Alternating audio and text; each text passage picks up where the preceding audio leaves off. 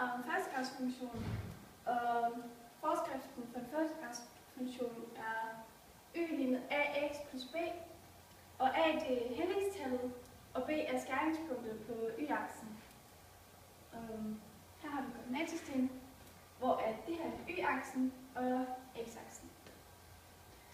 Hvis vi så prøver at sætte tal ind i vores forskrift, og vi har så taget 2, altså y, lig med 2x plus 2, og skrevet ned i GeoGebra, ser den sådan her ud.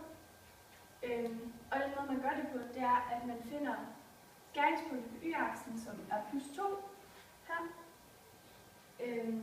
Og så hændingstallet er 2, så det vil sige, at man skal få 1 ud og 2 op.